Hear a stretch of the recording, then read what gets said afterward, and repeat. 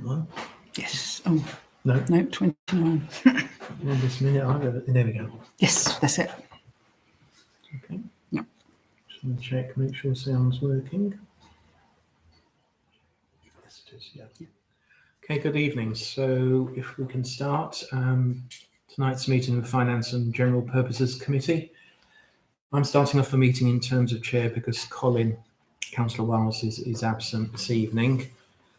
I'm hoping it doesn't last very long, my chairing, because of the agenda item 1 is elect to chair. So if it all goes to plan, I'll be able to pass it across. So is there anybody who's wanting to stand as chair?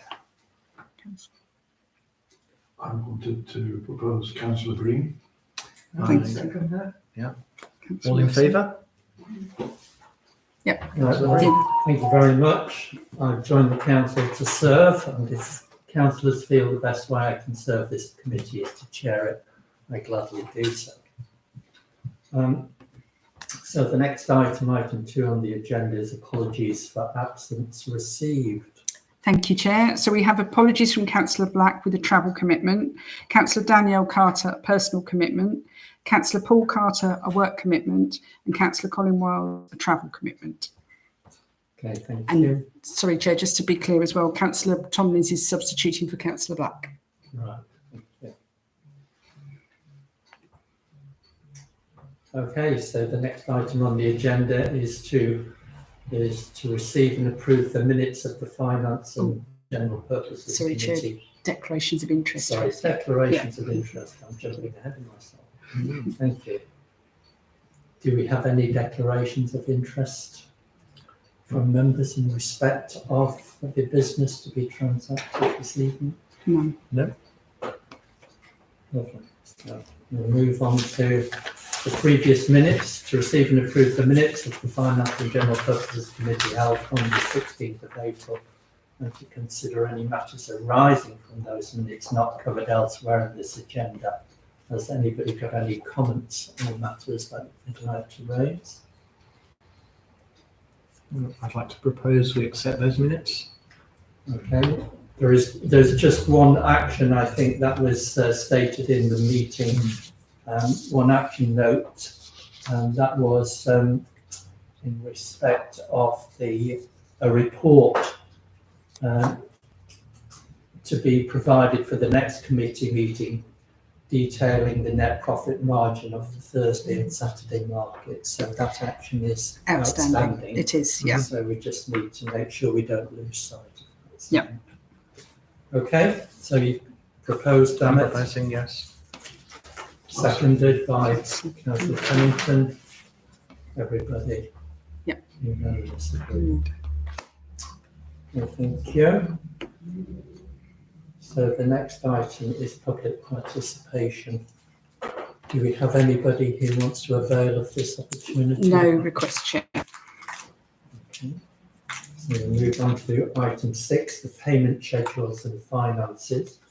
Now, I hope you've all had a chance to to study these, and if you've had any queries, the procedure, the protocol is really to raise them with the RFO.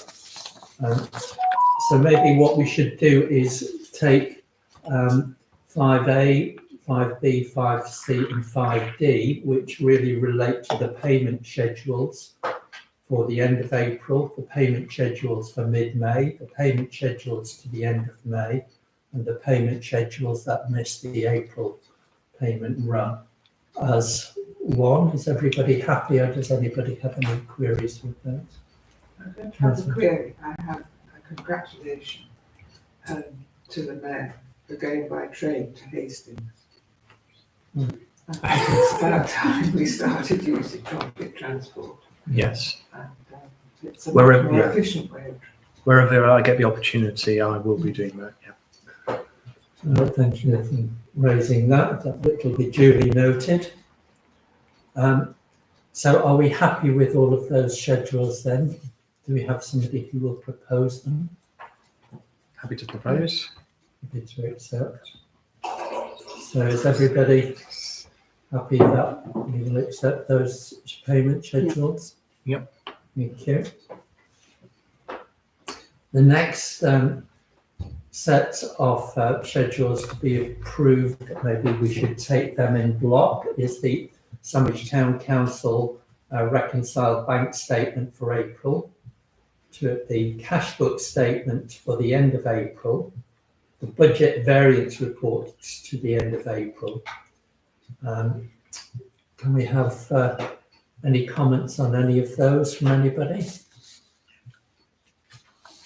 No, I would just make one comment. I was very pleased to see that Dover District Council on the 7th of April paid the precept in full, which is a wonderful feat, because I don't know if many of us have paid all of our council taxes by the 7th of April. But I congratulate Dover on paying this so promptly.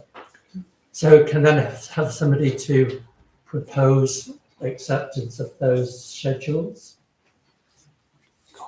I propose. Councillor Anderson, Yeah. Councillor Pennington again. Second. Yeah. Everybody in favour? Yep. Thank you very much.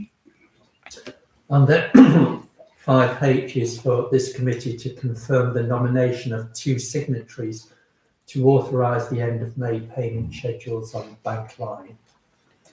Do we have any signatories here? Got me. Yes. So I'm happy to be one of the signatories. Thank you. But not two. All right. No. So if you want me to, then I think I ought to approach Councillor Wiles as the second signatory. Yeah. Yeah. Okay. Yeah. Happy with that. Everybody in favour of that? Yep. Yep. Please show. That's a unanimous again. Thank you. Thank you very much. So just before, Chair, before we move off the financials, just recognising the fact that our responsible finance officer left today. It was her last day, so can we just record thanks again for her in terms of the sterling work over the period that we've been the council. And I suppose there's a question that follows on from that. The level of confidence regards the interim arrangement. Are we in a sufficiently robust position, do you think? I think so, but obviously the test is now. Yeah, I mean there has been, an adequate handover, so it's really now for that person to feel comfortable in the role without anyone else there. Yeah. But I'm certainly there as well. So they're not on their own. Yeah. Is there anything that this committee could actually do to help? What I would say is if you could please bear with the agency person, because obviously it is going to take them probably a couple of months to fully appreciate all the complexities. So if people do have any inquiries, if they could just bear that in mind, and maybe, if it's a committee agenda item, if you could give it as soon as possible, maybe not the morning of the meeting isn't ideal, but, as soon as you get the papers, if you notice anything, and give that person that bit of breathing space is what I would say. What is that person's name? John. Yeah. Well, I don't share his surname here, but yeah, but he's an agency, and he's been here now for 3.5 weeks. So there has been a handover with the RFO. Yeah. Is there some indication of how long? Is there a limit to the time that you can be with us? Or? There isn't a limit. So, but I've set the expectation 3 to 4 months, because clearly once the Human Resources Committee have met, the process needs to be agreed for recruitment. The recruitment needs to be undertaken. And then obviously once the interviews have taken place, it will depend on how much notice the person that's appointed has to give with their current employer. So I think 3 to 4 months is realistic. And will you be able to clerk this committee? So I haven't suggested that as an agency personnel, he will be clerking meetings. No. I think he's got enough to do with everything else. Thank you. Okay, well, thank you for the comments there, and again, our thanks to Karen and our good wishes to John, and our offer to support him, with things is kind of standing. There are a number of items in the agenda that do relate to them, but we should kind of hold off the ones that aren't. Yeah. Absolutely. Yes, please. Thank you. Okay. Shall we move on to item number 7 on the agenda, which is the priorities terms of reference status of the action log for this committee. Now, Clark, you were going to share an update, please, for us to note. Yes, thank you. So following the last meeting, there was some feedback. So I've now updated with the March actions that were not on the log last month, and obviously the last month's action as well, and completed off in green the ones that it was agreed that we have completed, and yes, you've still got the priorities on the bottom. And obviously, as we've just talked about, I know there's a lot in progress there, but if we could, bear in mind that the agency person's just new here, and obviously I'm working with the property manager on some of these as well. So yeah, that was it. Thank you. Could I just ask, do you think now with the new kind of civic year, and with the new business plan and so forth, it's an opportunity to kind of to reset this status log type of thing? Yes, absolutely. I'm kind of conscious when I look at it that some of these items which maybe are low priority are dating back to 2023, and I'm conscious that at the bottom of it we do have some of they're marked as priority, but they're really a number of the duties and responsibilities of this committee that are kind of included in the terms of reference. So I think we should kind of show those a bit clearer. I'm conscious that some of these tasks are delegated to a working group, which isn't working at the moment, and whether we need to re-establish that working group, I think is a matter for, is it in the first instance for this committee to decide, or is it for the council to decide? So I've got an agenda item on full council on Monday to refresh for the terms of reference. Hopefully people will approve them, or they might want to look at them again, because obviously there's been a number of months since the Finance and Assets Working Group met, and also the membership. So if we can get that all agreed on Monday at full council, then we can set the date for the Finance and Assets Working Group to meet. Okay, thank you. So just as on a personal note, I'm very happy to work with you, Town Clerk, to help reset this. Thank you. Because I think some of the completed items, we can drop to the end, so we remind ourselves that they're good, or we take them off. Off altogether. But we need to have a manageable document. So thank you. That people are focused on. Thank you. So is everybody happy to note this? Can we have a proposer and a second of them, please? Councillor Pennant. Oh, you proposed it. Sorry, who was second? Second, Councillor Ankerson. Oh, thank you. Okay, so I think we're all All good with that? All good with that. Thank you. So that brings us to the final agenda item, which is, it's come off my screen now, the date and time of the next meeting. Oh, No, sorry. devolution. Oh, sorry, devolution. Yeah. I told you the agenda come off my screen. Okay. Okay, so Town Clerk, can you update us on this, because Yes. I'm just looking at the timeline. Thank you, Chair. So there has been obviously a few conversations now starting about the devolution and local government reorganisation. So there was an invitation from Dover District Council, the leader and the chief executive, for 2 representatives to attend from each local and parish council, or each local council, town and parishes. So I went along with Councillor Black last week, and that was the 22nd of May at 6 o'clock in the council chamber at Dover District Council. So a number of local councils were there. So it was a good representation of, I think there's 35 across the Dover district. Yeah.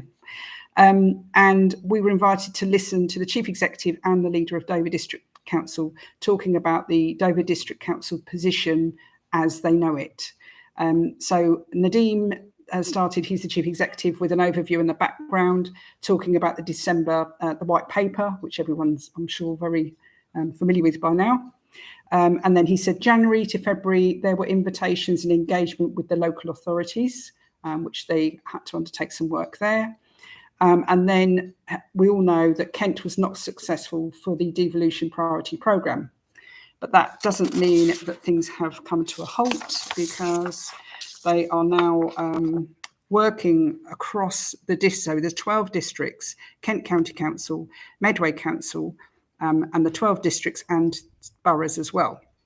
So they have now had interim proposals that have been submitted in March, with full proposals needed by the 28th of November. So that's the deadline they're working towards, 28th of November.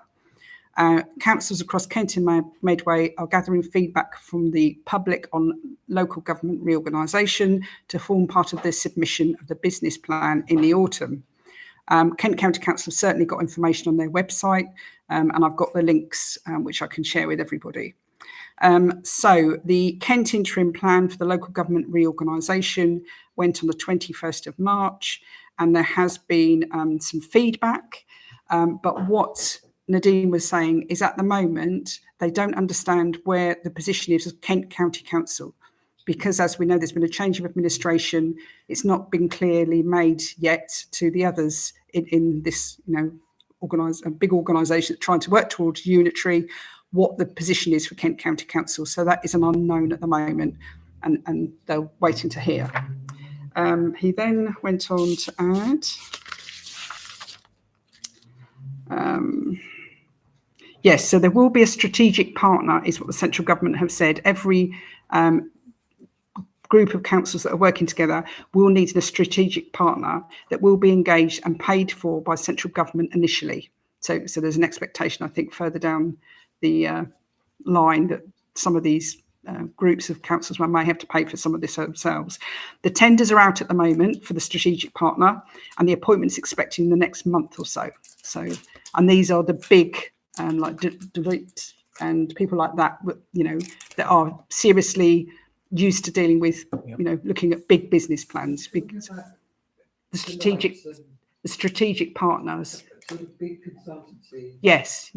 They're the sort of organisation that will be employed to work with, these big groups of authorities that are trying to work through. Because, as Nadine said, you've got all these district councils, borough councils, all got their own contracts. So you're talking about some of them maybe. I remember that Dover District used to be locked in for 10 years for their grounds maintenance contract, for instance. So if you've got councils all with different terms of contracts and things, it's a lot of work. It's a lot of work that they're going to have to work through. So I'm just wanting to get to the strategic strategic partner will be a private. Yes, that is paid and engaged and paid for by central government initially, and that's what they wanted to make sure. Sorry, are they engaged to manage, oversee, assimilate, and then deliver an outcome around contract? Is it focused on contracts? Is that what they're about? No, they're really just to support. Yes. The collection of councils that are needing to merge. Exactly, because they have got to come up with one proposal by the 28th of November, and they've realised, central government, that all the authorities that are all trying to work don't have the resource, or so they needed to actually give them someone to use to produce all this work, because it is a huge piece of work. Significant cost if we're talking about companies like Deloitte. Significant. Yes. That's why they made it clear that central government would be paying initially. Sorry, do we get to see the terms of reference for the strategic partner? So that was asked of Nadeem, and he said he certainly hopes he can share more information, but he hasn't got anything at the moment. But yeah, so hopefully we'll be able to ask for that soon. So obviously there's been a lot of talk about metro mayors with unitary authorities, and I didn't know if people were familiar. A metro mayor is directly elected leader of an area. Once in place, metro mayors have executive powers and funding available to make strategic decisions over a range of issues, including skills, business support and transport, and in some cases crime and health. They also chair the combined authority, which is made of the area's constituent councils. So the Mayor of London is not a metro mayor and has a different legal basis and powers.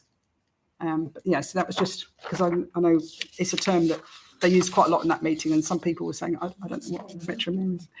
And So obviously, is there likely to be a Metro Mayor in Kent? that's what the indication is, but we For won't the whole know. of Kent or for one city in Kent? So basically, we don't know yet how it's going to be carved up, the unitaries. We don't know whether it's suspect that 3 or 4 unitaries will be formed, but until the proposal gets all the way to the end of November, we're not going to know.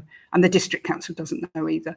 And it all hinges around Kent County Council now. Obviously, they're only one of the 14, but clearly, you know, their input will be critical as they manage a lot of services, and they've got a budget issue, because that's the other thing as well. The debt has to be shared, and so it's huge. It's a lot of work.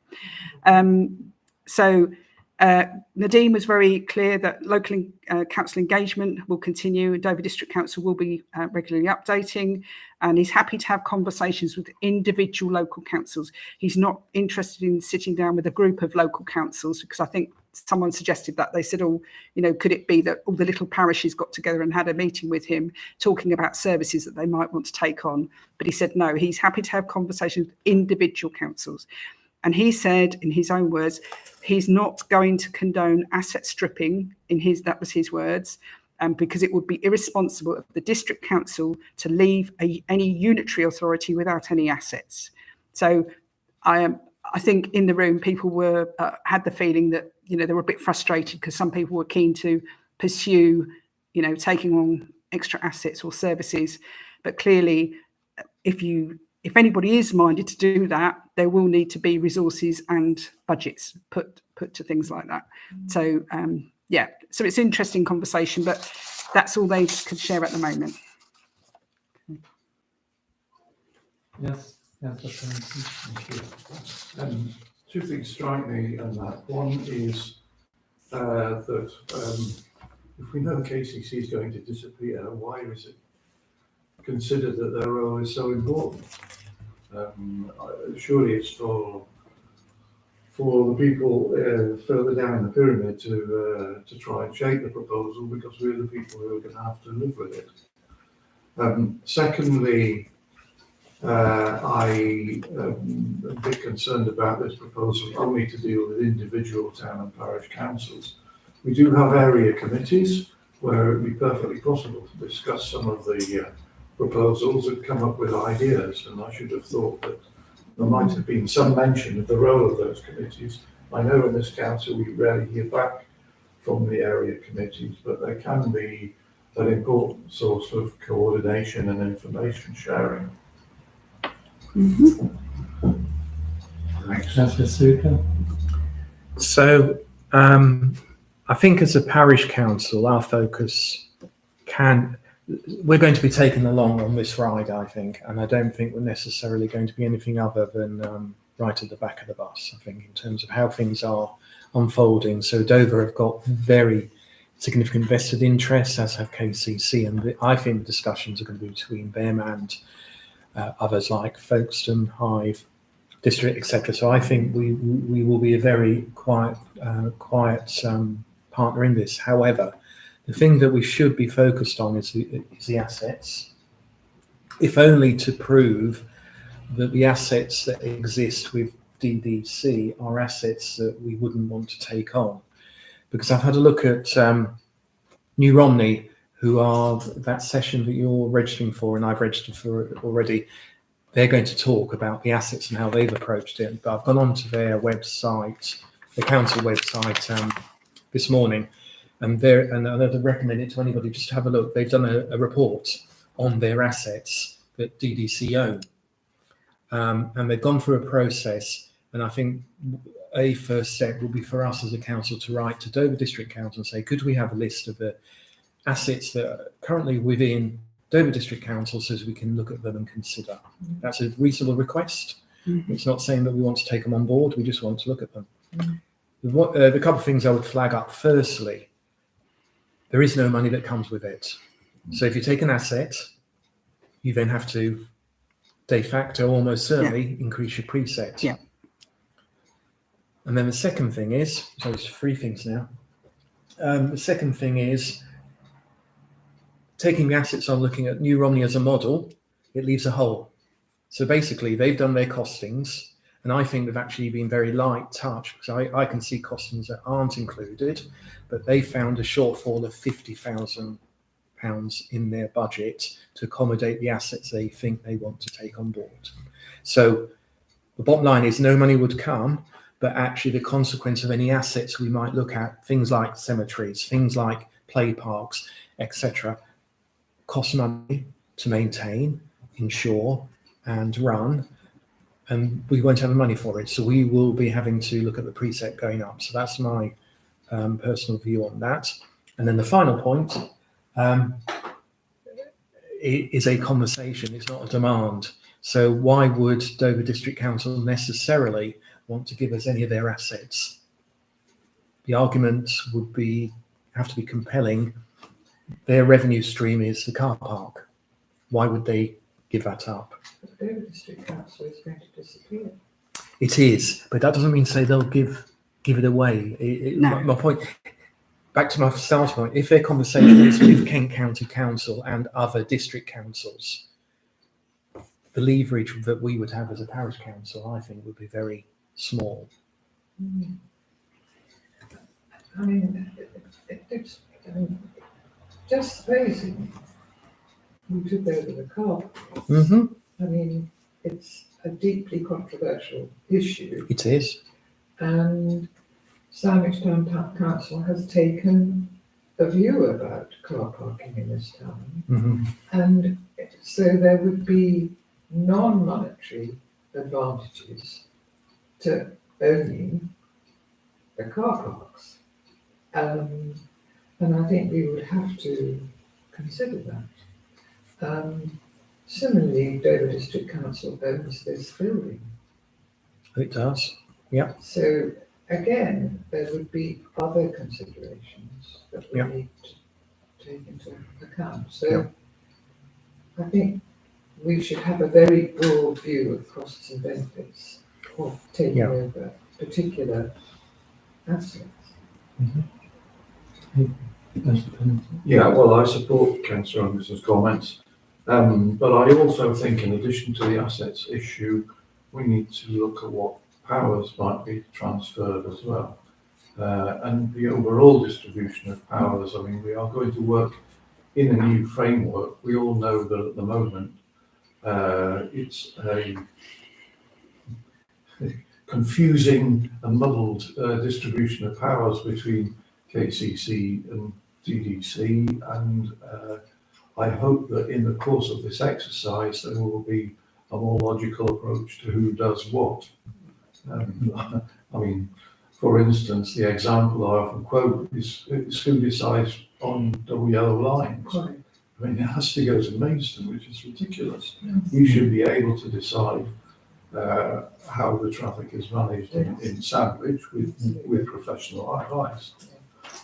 But I mean, I hope that there would be a more sensible distribution of powers as a result of all this. I'm just to come back to you, Councillor Suka, on your comment about the budget and the precept having to go up.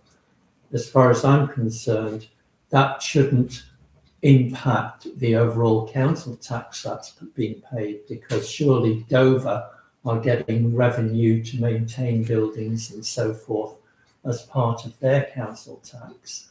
So if it comes into Sandwich's care and custody, then surely the revenue that Dover or whatever council or Kent would have received from the overall council tax should come with it.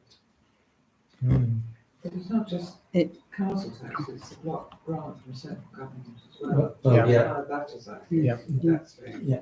Well, you know, there is funding.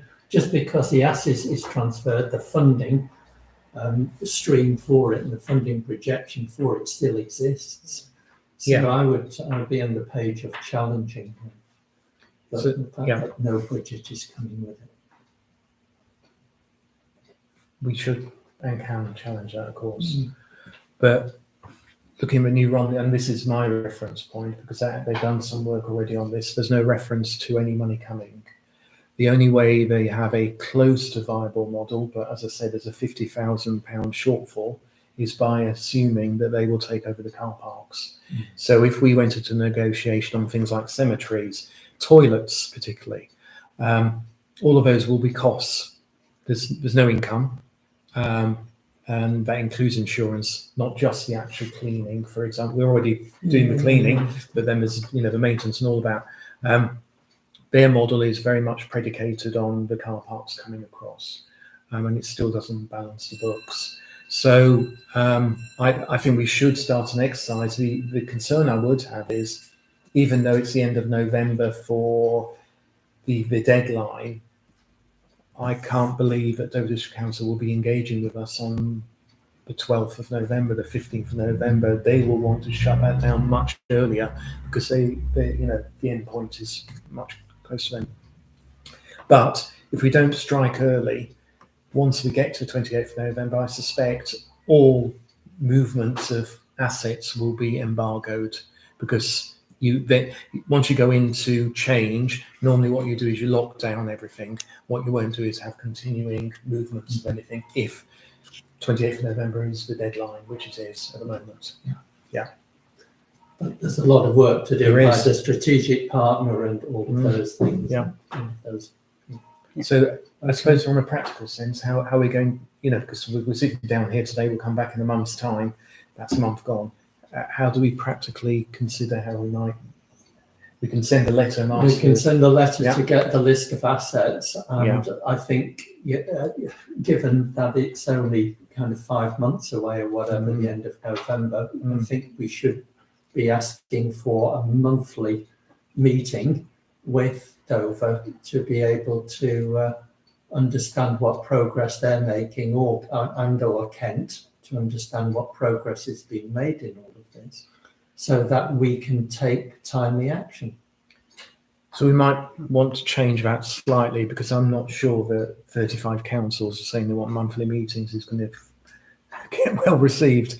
I think we need to hear from them. How are they going to engage with us, and in what timescales? We also need to know what timescales any exercise around assets. What's their framework in terms of timescale? Because we need to know what our actual windows of opportunity. Yeah, but we also need to be into influence and not just be told by them, this is what you're having and this is what you're being given. If they've got this huge task on, they're going to, Deloitte and the likes will flood it with people. Oh, they will.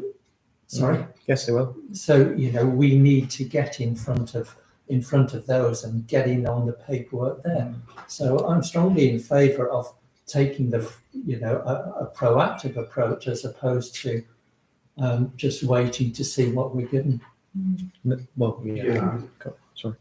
I'm just going to say that we've got a meeting with the leader of Dover District Council, Shortly. Kevin Mills. Yeah. So we can speak there about Pick the. that up. That's a routine meeting, is it? It's not No. specific for devolution, is it? It's a broad meeting, Yes. which devolution will feature Yes. in it. Right. Yes. Okay. And is that a regular thing that? No, this is No. this is my introduction. I've said All right. reach out, and which Yeah. the town clerk has done, and has accepted a meeting in the Yeah. short term, so they'll do that. That's a good forum to Yeah. get the ball off. Yes,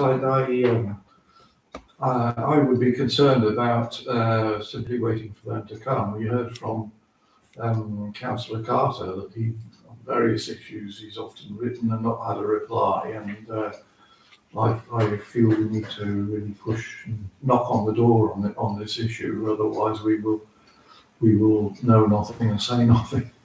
So we are going to do that, aren't we? We're going Yes. to write to them, Yes. ask for the detail of the assets that are in scope. Yes. We're also going to ask for their time frames in terms of they're working to, in terms of discussing this with us. Yeah. We should also be saying that we want to have Regular meeting. regular engagements with them in terms of progressing our expectations around this.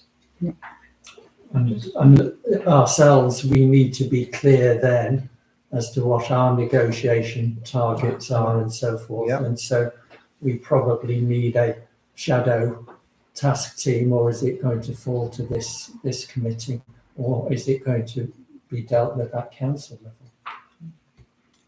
All good questions. I think I'm just going to. It's an obvious point, but I mean, DDC own the key. It's not just a car park, it's also a very important part of the vision It for is, Sandwich. yeah. So, you know, one could imagine that if the town council owned the key, then there would be opportunities for all sorts of things to develop, which we have talked about for many years. So this could be an amazing opportunity. And that, I think, is why this white paper calls itself devolution, but when I read it, I thought it's all about centralisation. But I think we do have to be proactive and try and get as much headroom out of it as we can. Yeah. Okay, so are we clear? Then you summarised the kind of the next steps before, and I think we're kind of all in agreement. Okay, happy? Anything else on this subject? Okay, so we do move on to the last agenda item, which is the date and time of the next meeting, which is the 18th of June, here at 6:30 p.m. I would ask as chairman if anybody's got any, or chair, if anybody's got any items they want raising on the agenda, they do so within at least 10 days, if not 2 weeks beforehand. So the clerk has got plenty of time to plan the agenda and we can get all of the reports. Thank you. Yep. All right, so without anything else to do, close the meeting And open the next one. and open the next one. Okay, we're happy to move into This one. Sandwich Tollbridge Fund Finance Committee. So currently I'm chair of this meeting, but that will be up to the point of the annual meeting of a trustee, which is in June. Yes. And at that point, I'm hoping somebody will volunteer, be excited about the opportunity to be chair of that meeting, and I'll step down. But so if we go through tonight's first. So apologies received. Thank you, Chair. Yes, so you have apologies from Councillor Ian Black, a travel commitment, Councillor Danielle Carter, a personal commitment, Councillor Paul Carter, work commitment, and Councillor Colin Wiles, a travel commitment. Thank you very much. Sorry, Chair, just to be clear, Councillor Tomlins is substituting with Councillor Black. Thank you very much. Agenda item 2, declarations of interest. Has anybody got any disclosable pecuniary interests in respect to the business on the agenda for tonight? No. None. Okay. So we have minutes from the last meeting, which was held on the 16th of April 2025. Are there any comments on those minutes from anybody? And if not, somebody be happy to propose them. Somebody happy to second them? Councillor Tomlins is going for a card. Yes. Thank you very much. Can I just mention there is one action outstanding, and Town Clerk might be able to update us on this. And if only I could get down to the it's really weird, isn't it? It jumps across my other device. So we had one that was raised at the last meeting, Yes. which was to check with the RFO on the period of the payment that's Peninsula covered. Yes, so that was the annual contribution from the Tollbridge Fund refunded back to the Town Council. Yeah, so basically it was the Annual. the annual. I think it might have for the been Tollbridge Councillor Fund. Pennington mentioned it, but somebody raised the issue that the amount seemed quite high, Yeah. but that was It was potentially Councillor Paul Carter. Paul Carter, was Yeah. it? Okay. Yeah. Okay. Yeah. Should have taken the glory for it. Okay, so we've accepted the minutes and approved them from the last meeting. Mhm. So public participation. No Is- request, Chair. No requests tonight. Okay, thank you very much. If we move on to the payment schedules, and we've got, similar to the finance and general purposes, we have 3 payment schedules that I'd like to refer to, 5A, 5B, 5C. and that's to approve the STBF payment schedule for the end of April 2025 and the end of May 2025, to approve the STBF Guildhall payment schedules for the end of April 2025, mid-May 2025 and the end of May 2025, and finally to approve the Museum and Archives payment schedule for the end of April 2025, mid-May and the end of May 2025. And those are attachments 2A, 2B, 2C.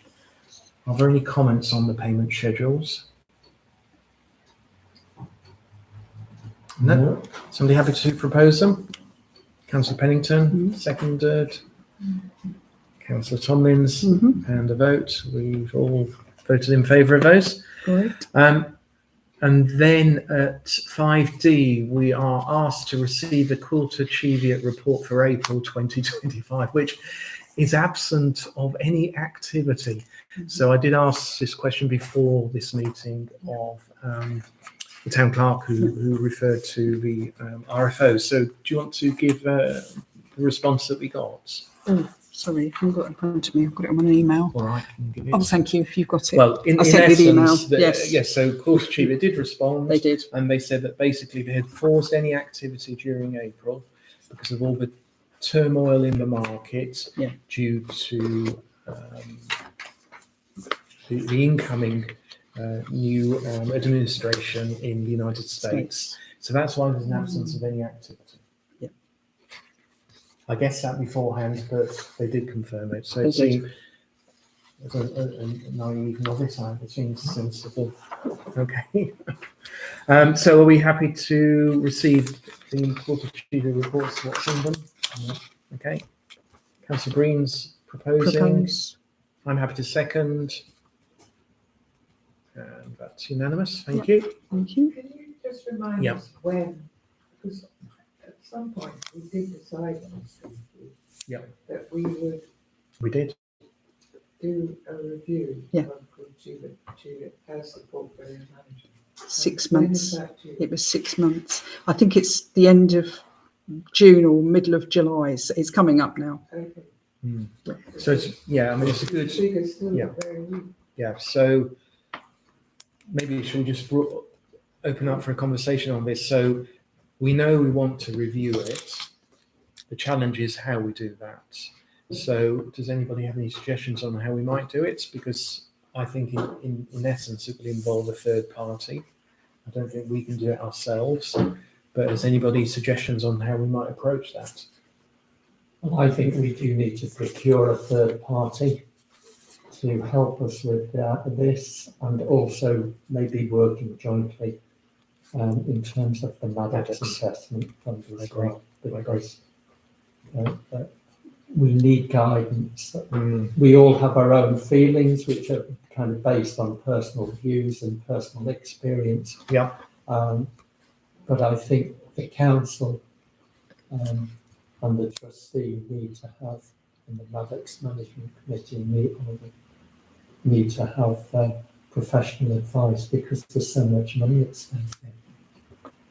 But what sort of, if Yes. you went to another portfolio manager, Now, I think you need to go to an independent commercial, a financial planner who will, we need to understand what basis they would want to be paid, because they would probably want a fee percentage on an ongoing basis. So it's a huge contract to them. But I think that's the only way that we can explore. Otherwise, we'll just keep going around in circles doing what's been done for many years now. And, I think we ought to try and bring pressure on these financial management companies, and we need to get proper advice, maybe from the legal point of view, from our town clerk, from our professional team, because I don't think anybody's been really pleased with their performance over the last 2 years. I think with the current climate, it's going to be a great deal of uncertainty anyway, isn't there? Yes, very true. Yeah. But life goes on. But the comparative data has consistently indicated because the GDP is relatively weak in terms of what it returns. But yeah,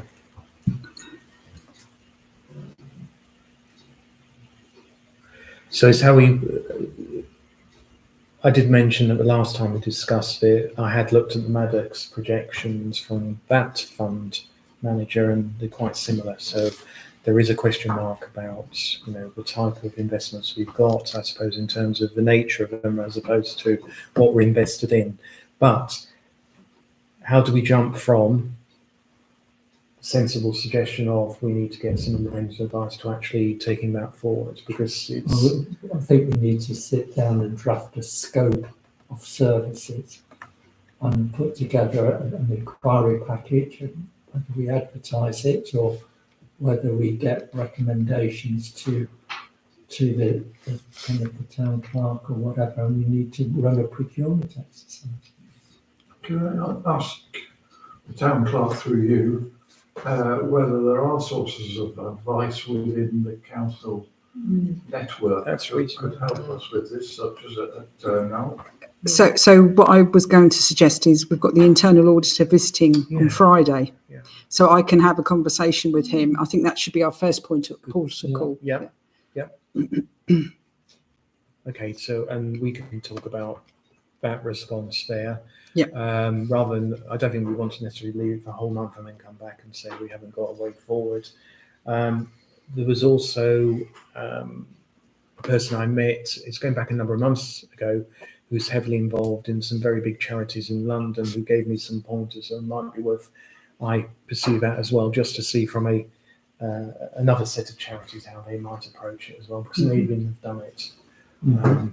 And anybody who's got any ways of engaging. It just occurred to me the Charities Aid Foundation might be Okay. a place to look. But that's, it's a big organisation. Yeah, so I think it would be helpful if any of us and all of us just think of ways and to sort of investigate this and maybe let the town clerk know in the next week, and then we can. I'll talk to you about what we do next in preparation for trying to bring something back to the next meeting. Yeah.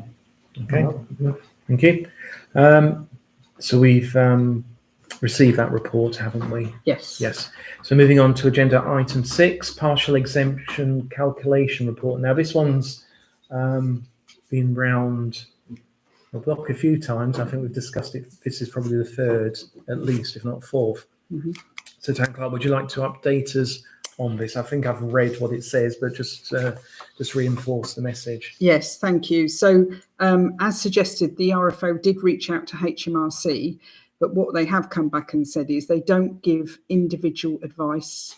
If we were registered for VAT as well, they might be, a bit more able to assist.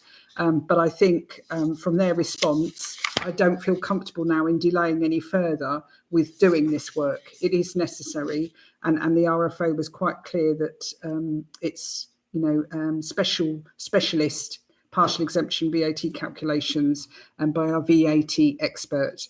I have had an opportunity to speak to the agency person, John, and he's happy to try and do the initial calculations to try and reduce the cost. But I strongly recommend that it is the Tollbridge Fund, obviously, the expenditure, but that is approved by the committee, because I think it is necessary now to get on with this work. We shouldn't really delay any further. So if we were to accept this today, we would still need to take it to the full meeting, and that gives an opportunity for our other councillors not here to voice their opinion. But it does. I'd like to just, I suppose, reinforce the fact that we have been sitting on this now for at least 3 months. All that was done, that was suggested at the outset, has been done. It hasn't returned anything other than it's not something that the HMRC would do. So I'd be disappointed if we go to full trustee and we have the same debate about, well, they must give us the answer surely. I think we've tried that. So I'd like to propose that we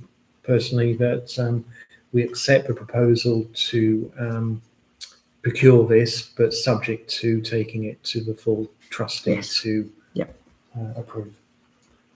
Somebody happy to second that? Yeah, I agree. I think it's really confusing at times, the way we're operating here, where let's say we have agency staff on whose invoices there is VAT, and then some of their costs are transferred over here. What's VAT implications Yes, on that? yes, You know, yeah. Scary. Okay. So, sorry, did you have a vote? I didn't look up. No, yeah, I've got a proposal. I'm thank happy to you. second Thank you. that. Yeah, I'm seconding it. Okay. And are you happy to vote, Councillor Angerson? Oh, sorry, Yeah. I'm just looking at the charity day by page. Thank you. Excellent. You're on the case. That's good. Thank you. And Thank it's you. unanimous. Thank you. Thank you very much.